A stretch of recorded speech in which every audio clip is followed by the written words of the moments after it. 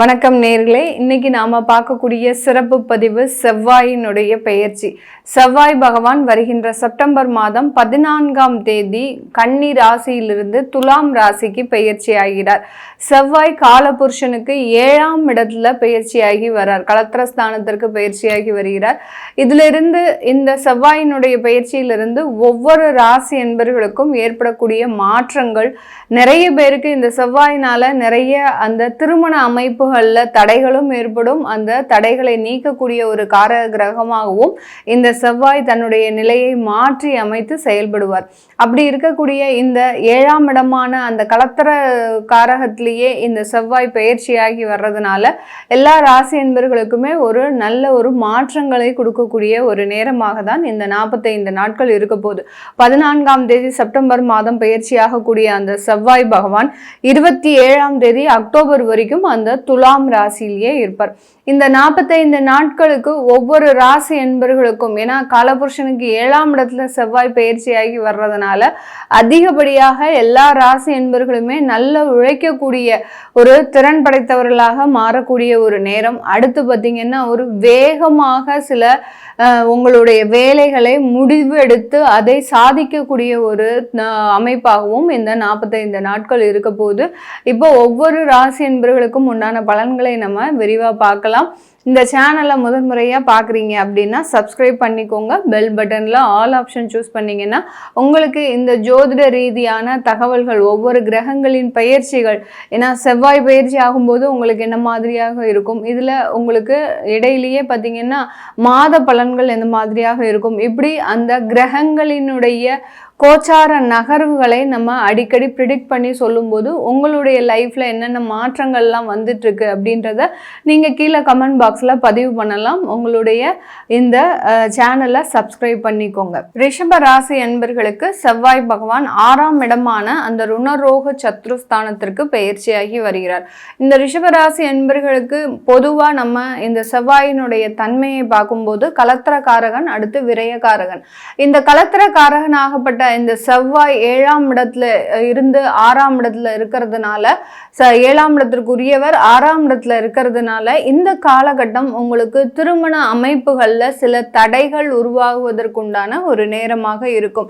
ஏற்கனவே இந்த ரிஷபராசி என்பவர்கள் அதிகமான பேர் திருமண உறவுல அதிகப்படியான ஒரு விருப்பம் இல்லாத ஒரு திருமணம் பண்ணிக்கிட்டு தன்னுடைய வாழ்க்கையில தேவையில்லாத பிரச்சனைகளை அனுபவிச்சுட்டு இருக்கிறீங்க. இந்த ரிஷபராசி என்பவர்கள் பொதுவாகவே எப்படி அப்படின்னு கேட்டீங்கன்னா, தன்னுடைய வாழ்க்கையில மற்றவர்களுக்காக தான் வாழ்வாங்களே ஒழிய தன்னுடைய சுயநலத்திற்கு, தன்னுடைய சந்தோஷத்திற்கு, தன்னுடைய மகிழ்ச்சியான வாழ்க்கைக்கு வாழாதவர்கள் இந்த ரிஷப ராசி என்பர்கள். இப்படி தன்னுடைய பெற்றோர்களுக்காகவும் தன்னுடைய உடன் பிறந்தவர்களுக்காகவும் ஏதோ ஒரு வாழ்க்கையை தேர்ந்தெடுத்து அந்த வாழ்க்கையில பெரிய அளவுக்கு திருப்தி இல்லாமல் ஏதோ நம்மளும் லைஃபை ரன் பண்ணணும் அப்படின்ற மாதிரியாக ஏற்கனவே தன்னுடைய குடும்ப உறவுல அதிகப்படியான கசப்பை அனுபவிக்கக்கூடிய இந்த ரிஷப ராசி என்பர்களுக்கு இந்த செவ்வாயினுடைய பெயர்ச்சி கொஞ்சம் பிரிவை கூடுதலாக ஆக்குவதற்குண்டான ஒரு நேரமாக இருக்கும். 7ஆம் வீட்டு அதிபதி 6ஆம் இடத்துல இருக்கிறதுனால விவாகரத்து சம்பந்தப்பட்ட சில வழக்குகள் அதிகமாகிறதுக்கு உண்டான ஒரு நேரம். இந்த 45 நாட்கள்ல பார்த்தீங்கன்னா உங்களுக்கு ஏற்கனவே ஒரு கருத்து வேறுபாடு இருக்கு அப்படின்னா இந்த இடத்துல உங்களுக்கு விவாகரத்து போறதுக்கு வாய்ப்புகள் அதிகமா இருக்கு. இல்லை நாங்க இது வரைக்கும் ஒரு பரஸ்பரமா நல்ல ஒரு அந்யோன்யமா இருக்கோம் அப்படின்றவங்களுக்கு இந்த காலகட்டம் சில சின்ன சின்ன கருத்து வேறுபாடுகள் வர்றதுக்கு உண்டான ஒரு அமைப்பாக இருக்கும். ஏற்கனவே நல்லா வாழ்ந்துட்டு இருக்கிறோம், எங்களுக்கு பிடிச்சமான ஒரு வாழ்க்கையை வாழ்ந்துட்டு இருக்கிறோம் அப்படின்றவங்க இந்த 45 நாள் ஏதாவது ஒரு சின்ன ஒரு கருத்து வேறுபாடு வந்தது அது அப்படின்னா பெரிய அளவுக்கு அதை பொருட்படுத்தாதீங்க. பொருட்படுத்தும் போது அது தேவையில்லாத பிரிவுகளை கொடுக்கறதுக்கு உண்டான ஒரு நேரமாக இருக்கும். இது தற்காலிகமான ஒரு கோச்சார நிலவரப்படி ஒரு சூழ்நிலைன்றதுனால குடும்ப உறவுல ரொம்ப ஜாக்கிரதையாக இருக்க வேண்டிய ஒரு நேரமாக இருக்கும்.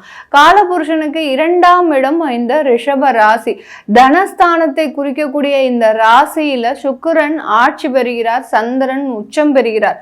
அதனால இந்த ரிஷப ராசி என்பர்கள் எப்போதுமே பார்த்தீங்கன்னா தாயுள்ளம் கொண்டவர்களாகவும் அதிகப்படியாக நேசத்தை, அதாவது பாசத்தையும் அதிகப்படியான நேசத்தையும் எதிர்பார்ப்பவர்களாகவும் தான் இருப்பார்களே ஒழிய பெருமளவு வருமானத்தை நோக்கி பயணிக்காதவர்களாக தான் இருப்பாங்க. அதெல்லாமே இப்பதான் நீங்க புரிஞ்சிருப்பீங்க. நம்ம நிறைய வருமானம் வரும்போதெல்லாம் நமக்கு உறவு தான் முக்கியம் அப்படின்னு நம்ம சில விஷயங்களை செய்து இப்போ அந்த உறவுகள்னாலேயே ஏமாற்றப்பட்டு இருக்கிறோம் அப்படின்றது இந்த ரிஷபராசி என்பர்களுக்கு நிறைய பேருக்கு இப்பதான் தன்னுடைய வாழ்க்கையில சின்ன சின்ன ஒரு அதாவது நல்ல ஒரு தெளிவான ஒரு சிந்தனை அப்படின்றது கண்டிப்பா கிடைக்கிறதுக்கு உண்டான ஒரு அமைப்பாக தான் இருக்கு. அது இப்போ இந்த செவ்வாயினுடைய பயிற்சி 6ஆம் இடத்திற்கு வரும்போது சின்ன சின்ன ஏமாற்றங்கள் எல்லாமே உங்களுடைய வாழ்க்கையில நல்ல ஒரு மாற்றத்தை கொடுக்கறதுக்கு உண்டான ஒரு அமைப்பாக தான் இந்த ரிஷபராசி என்பர்களுக்கு இருக்க போகுது. ரிஷபராசி என்பர்கள் வேலை சம்பந்தப்பட்ட விஷயத்துல இந்த காலகட்டம் நல்ல ஒரு சுறுசுறுப்பாக இருக்கக்கூடிய ஒரு நேரம். ஆனா வேலை இடத்துல ரொம்ப அதிகப்படியான கோபம் ஆட்டோமேட்டிக்காக வரும். இந்த 6ஆம் இடத்துல செவ்வாய் இருந்தாலே மிகப்பெரிய பிரச்சனை என்ன அப்படின்னு கேட்டீங்கன்னா, அந்த வேலையை செய்யும் போது யாராவது ஒருத்தர் உள்ள குறுக்கிட்டு உங்களுடைய வேலையை குத்தம் சொல்லிக்கிட்டே இருப்பாங்க. அதை நீங்க என்ன பண்ணுவீங்க, சடார்னு கோவப்பட்டு அதை தேவையில்லாம நிராகரிச்சுட்டு வர்றதுக்கு உண்டான ஒரு வாய்ப்பு அதிகமா இருக்கு. அப்படி இருக்கும்போது நம்ம என்ன பண்ணணும், ரொம்ப கேர்ஃபுல்லா இந்த இடத்துல கோவப்படாம ஒரு 45 நாட்கள் நம்ம எதுவும் கோவப்படாம நம்மளுடைய வேலையை காப்பாத்திக்கிறதுக்கு உண்டான ஒரு அமைப்பை நம்ம உருவாக்கிக்கணும். இதை செஞ்சிட்டோம் அப்படின்னா இந்த ரிஷபராசி என்பவர்களுக்கு வேலை இழப்புகள் சம்பந்தப்பட்ட ஒரு பிரச்சனைகள் இந்த இடத்துல வராது.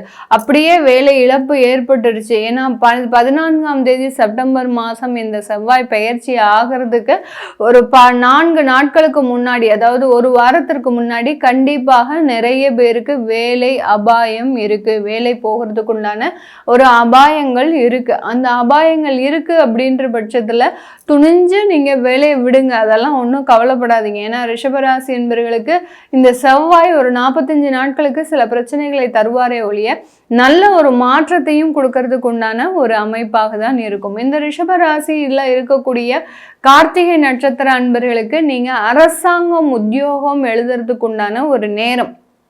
உங்களுக்கு தேவையான அரசாங்க வேலைக்கு கிடைக்கிறதுக்கு உண்டான ஒரு அமைப்பாக தான் இருக்கும். யார் யாரெல்லாம் அரசாங்கத்துக்கு ஒரு தேர்வு எழுதி அந்த ஒரு உத்தியோகத்திற்காக நீங்க தயார்படுத்திட்டு இருக்கிறீங்களோ அவர்களுக்கு எல்லாருக்குமே இந்த 45 நாட்கள் சாதகமாக இருக்கு. மாணவர்களுக்கு, இந்த கார்த்திகை நட்சத்திர மாணவர்களுக்கு உங்களுக்கு தேவையான வேலை வாய்ப்புகள் கண்டிப்பா கிடைக்கும். பிளேஸ்மெண்ட்டே எனக்கு கிடைக்கல அப்படின்றவங்களுக்குலாம் இப்போ உங்களுக்கு ஒரு நல்ல ஒரு வேலை வாய்ப்பு கிடைக்கிறதுக்கு உண்டான ஒரு நேரமாக தான் இருக்க போகுது. அடுத்து கார்த்திகை நட்சத்திரத்துக்கு அடுத்து ரோஹிணி நட்சத்திர அன்பர்கள், இந்த ரிஷப ராசியில் இருக்கக்கூடிய ரோஹிணி நட்சத்திர அன்பர்கள் நிறைய ஏமாற்றத்தை வாழ்க்கையில சந்தித்த அன்பர்கள்னா இவர்கள் தான்.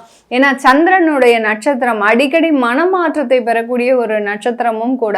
அதனால அதுலேயும் இந்த ரிஷப ராசியில் இருக்கக்கூடிய இந்த ரோஹிணி நட்சத்திரம் தான் லைஃப்ல யாரையாவது நம்பி நம்பி ஏமாந்துக்கிட்டே இருப்பீங்க. இவர்களுக்கு இந்த செவ்வாயினுடைய பெயர்ச்சி ஒரு நல்ல ஒரு மாற்று வாழ்க்கையை, ஏற்கனவே இருந்த வாழ்க்கையை விட இப்போ ஒரு நல்ல ஒரு உறவுகளையும் வாழ்க்கையையும் கொடுக்கறதுக்கு உண்டான ஒரு நேரம். அதை நீங்க டிசைட் பண்ணி தான் வச்சுக்கணுமே ஒழிய அதுக்குள்ள நீங்க போறதுக்கு உண்டான ஒரு காலகட்டம் கிடையாது. நீங்க இப்போ மறுமணம் செஞ்சுக்கணும், நீங்க விருப்பப்பட்டா கூட இந்த 45 நாட்கள் மறுமணம் செஞ்சுக்க கூடாது. பட் அதை டிசைட் பண்றதுக்கு உண்டான ஒரு சரியான காலகட்டம் இந்த ரோஹிணி நட்சத்திர அன்பர்களுக்கு. இந்த மிருகசீரிட நட்சத்திர அன்பர்கள் இந்த காலகட்டம் நல்ல சொத்துக்களை வாங்குறதுக்கு உண்டான ஒரு நேரம். கடன் மூலமாக கடன் வாங்கி ஒரு நிலமாவது வாங்கிடணும் அப்படின்னு ஒரு வெறித்தனமாக இருந்து, ஏன்னா இது நாள் வரைக்கும் அந்த சொத்துக்கள்னால அதிகப்படியான அவமானங்களை இந்த மிருகசீரிட நட்சத்திர அன்பர்கள் பெற்றிருப்பீங்க. அதனால கடன் வாங்கியாவது பேங்க்ல லோன் பட்டாலாவது நம்ம அந்த சொத்துக்களை வாங்கணும்னு முனைப்பா இருக்கக்கூடியவர்கள் இந்த மிருகசீரிட நட்சத்திர அன்பர்கள். இந்த ரிஷபராசி அன்பர்களுக்கு இந்த காலகட்டம் அந்த நிறைய ஒரு உயர் வருமானம் கிடைப்பதற்கும் வெளிநாடு வெளியூர் செல்வதற்கு உண்டான ஒரு பிரயாணங்களும் அதிகரிக்கக்கூடிய ஒரு நேரமாக இருக்கும்.